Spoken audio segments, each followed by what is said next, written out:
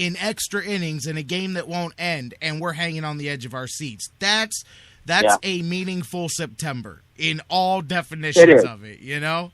And that is all you can ask in this town with this team, to have a meaningful September with its history, recent history, and overall franchise history. I mean, you want them to make the playoffs. You want them to get that wild card and get in there and make some noise. But yeah, a meaningful September is a victory for this franchise.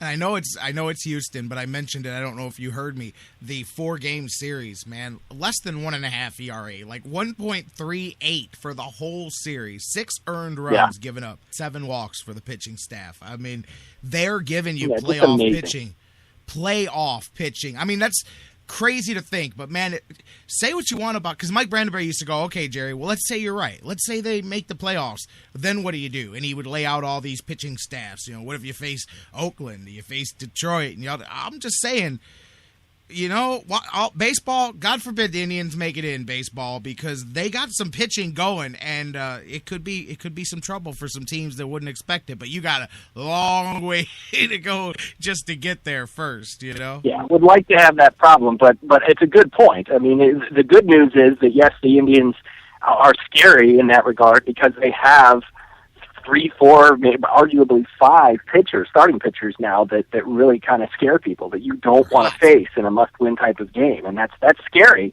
for opponents. The bad news for the Indians is that you can only win so many games by winning one, or by scoring 1 run, and I think they've hit their quota last night included. They played 13, they scored 2. They scored 2 the night before. The offense is just struggling right now, really struggling at the wrong time of year. Guys are not stepping up at the right time, any number of things going on, but that's the bad side of that. Is let's play this out, play the tape all the way to the end. What if they do make the playoffs and they go against Oakland or Detroit? Like, they could go 3 games without scoring a run.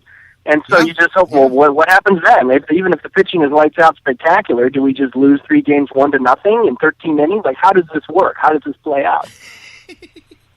You're absolutely right. I brought that up at the beginning of the show. I said, here you're making your playoff push, and offensively, I mean, besides everything else this season that we've talked about, in the last, 10 days or whatever, they've combined to score 20 runs. They're hitting less than 200 with runners in scoring position. I mean, during your push, you're just, how you're doing it with smoke and mirrors and magic, I don't know, but you know, you're scratching it across, you know, somehow. Yeah, and you really get the feeling, and this happened a little bit last year, but this year you really get that feeling. I get that feeling that the offense, and this happens a lot of times over the course of the baseball season, particularly with a team that doesn't have a great offense. They're constipated, right? That's what it feels like. They're clenched. They can't get. It's just, everybody's uncomfortable. This isn't working, and then it just happens. And then, you'll have an 8-run game, and that just opens it up, and you're regular again. So I feel like that's about to happen, and then you hope the pitching keeps it up so that they can kind of get rolling. But that's what it is. The Indians just are one good bowel movement away from lighting up this offense and kind of getting on a roll. There's a column idea for you there, man. That's a descriptive way to describe the Indians' offense, man, because the quick-witted person could follow that up with a couple of other comparisons, too. But I'm just saying. Yeah. I'm just saying, but you're right, man, and that would be much appreciated if that breakthrough came, if that fiber was the Minnesota Twins, and maybe that was the weekend. Get some prunes. I mean, they're about the right color, right? They're the same colors, like a prune type of fiber-filled type of fruit. Like it feels like the setting is there. Like the Indians are going to break through. They're going to score some runs, and then it's like, okay, we're back. The offense is at least back. They're not necessarily on fire, but they're at least, okay, we're going to score more than 2 runs in a game. And now let's go into the two most important series of the year, and everything's clicking. We're regular again. So, yeah, I get the feeling that's going to happen. Whether or not the pitching can keep this up is another story. But, yeah, I really feel like they're due. The offenses, they're not this bad. They will level off, and this will even out. All right, let's see it. Minnesota here this weekend. Let's get us back to Cleveland with some life and some heartbeat and really really get a good last buzz going here. You almost well, let's get a good crowd out there next week. I know that's going to be tough because it's a weeknight. It's late September. The weather may be spotty. What, though? But my goodness, this Kansas City series, I really hope we get 20,000 or more out there every night. Well, look at the fortuitousness of the schedule timing. The Browns are going to be on a bye week, so if they come into that homestand with the playoffs in striking distance and it being legit and people buzz behind it, there's nothing else to take the focus away this week. It's the last week before Cavs media day and training camp opens up for them. It's the bye week for the Browns, so for that 5-6 day window, the focus of Cleveland will be on the Indians. All they have to do is get to the table, man, and I think you will have that for sure. I do. I mean, because they'll have the spotlight. It kind of just works out that way, you know? Yeah, and that's why this weekend is important. Go out there and at least win 2 out of 3. Keep the conversation going. If they go out there and lay down in Minnesota, lose 2 out of 3, and look ridiculous, then there's not going to be much enthusiasm for them coming back. It's going to be hard enough as it is because I think a lot of people have already written them off. So that's why this weekend is important to set up next week, to set up those last 6.1 home games and get an atmosphere built. Absolutely. Speaking of and hey, it's what happens when you lose 90-plus games. Not that we can talk about anybody else's attendance here in Cleveland, but, man, I think there was 15 people at the Astros game last night with the Indians, man. Yeah. I'm looking around and going, this is, wow, man, that's what it's like to actually play in an empty park, man. I mean, you're playing Yeah, that's the old days of Cleveland Stadium. That's what that felt like. And yet when you look in the box score, they had 17,000, I think, last night. Where were they? Obviously not in reality, but that's the total that you're looking at. So, yeah. Where was 17,000? Yeah, I mean, it's not half. It was less than half of that. My goodness, yeah.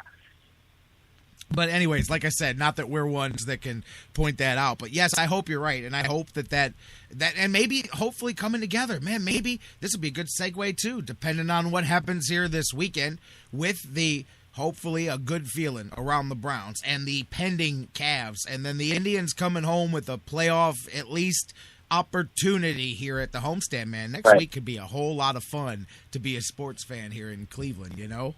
Yeah, this is the confluence. We talked about this a couple weeks ago, that it would take the Indians basically getting to the 7th game of the World Series to ever have a day where the Browns, Cavs, and Indians played a non-exhibition game in the same day. This is as close as I think we're going to get, really.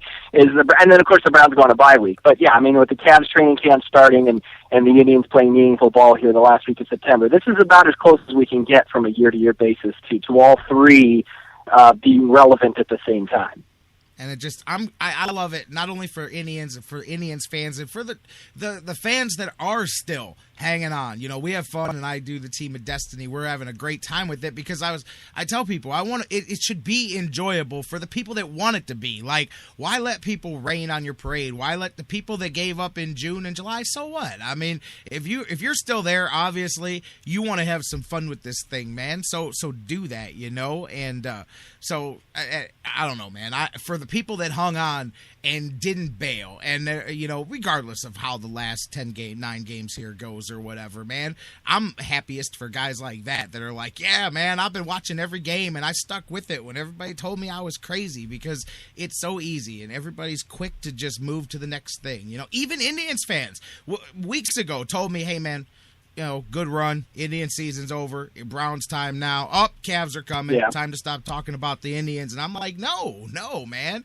Like, I don't know. You put so much into a whole season, but it's not even like I'm saying, hey, enjoy the last few meaningless games. They're not meaningless games, but you were just so quick to see that. I don't know. I understand walking away from some people, I guess, especially if you're not hardcore baseball, and there is other things to get into. So for that, I think it's like doubly rewarding if that final, even if they fall a game or two short, if that final homestand is fun and rocking and you can get into it, it's kind of a reward of its own for, sticking with the whole length of a baseball season.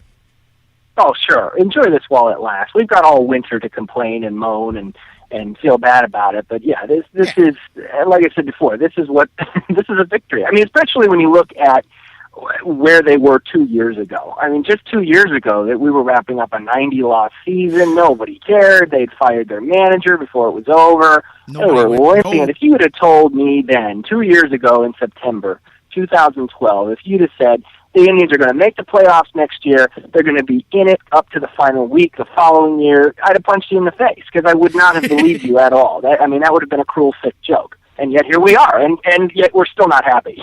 We're still kind of bailing on them kind of quick. And you know what, too? The other thing is, of course, they still have to win a couple of more games to make this official, but it's, especially if we're hoping for the playoffs, I think we can put this in the bag. Back-to-back winning seasons for the first time since, what was it, 01, or 2000, 2000 and 2001. And that's a big step. I mean, it really is. It doesn't sound like much, and even if we are disappointed because they are going to finish with a worse record this year than last year, but that's a big step for a franchise that for over a decade and a half couldn't string two good seasons together. This is progress. This is a very important step. And still we're going to go in. This team's better than that. They should be better in 2015 than they were in 2014. Were it not for injuries and what have you, that there are some components that there's optimism now. So this is a big step. And you're right, that is important. They are going to finish over 500, barring a complete collapse in these last 10 games, and they'll be right around, I think, where most people kind of expected them to be at the beginning of the year. So this is really, while it is disappointing that they haven't quite picked up where they left off at the end of last year, and they won't have as good a record, of course. But this is not a lost season. It's difficult to categorize this as anything but mildly disappointing at the worst. I think overall this is more or less what we expected, at least the bottom line from this year's team.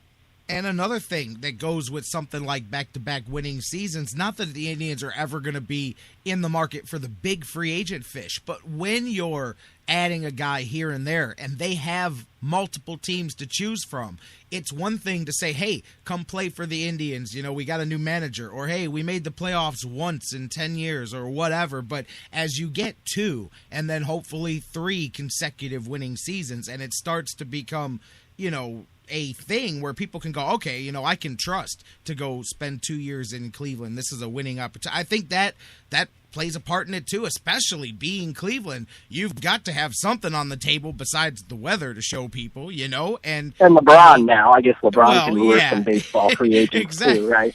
But the players too. They as much as the fans want relevant Septembers, the players want it too. And so a guy who's a talented player who's playing on who's been with a franchise that hasn't competed Cleveland and say, you know what, they've been in the race the last 2 years. One year they made it, 1 year they did or didn't. It remains to be seen. But they'll look at that and say, hey, there's Tito's there, there's a good core, and these guys are not the best team in the American League. They may not be a World Series contender, but, this team's going to be around in September. This team's going to be in a playoff chase, and that's better than the alternative. So, I'll give it a look.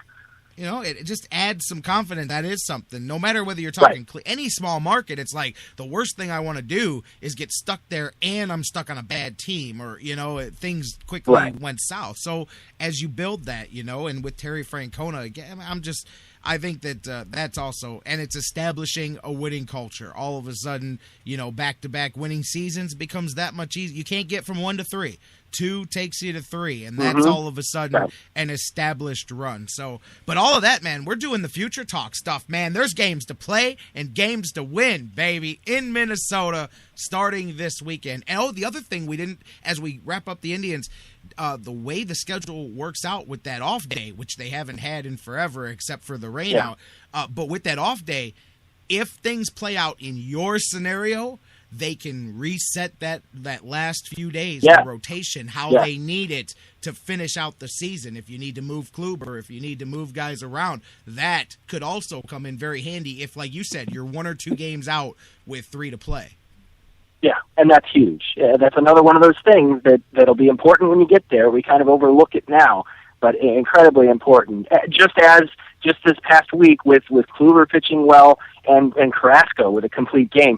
Those, while that's exciting and huge, it for another reason is that it gave the bullpen a rest. That's why last night, going 13, whatever they ended up using, that is less of a detriment because Carrasco and essentially Kluber gave them a day off, almost 2 full days off prior to that. So that helps a little bit. You still got an overworked bullpen that's tired, but that helps. And that day off next week could be huge going into that last series with Tampa. Tito was he bought a steak dinner for the pitchers the last few days. And he's like, man, I've been a playoff managing for the last 8 weeks, man. What are you talking about? One pitcher per batter for the final 3 innings. Like, you got your guy? All right. You got the one time somebody came in, pitched one pitch and came out, and you could almost see the smirk on their face as they were coming out. Like, that's the easiest money I've ever made, man. Like, bam. You gotta love it though. But hey, man, it's playoff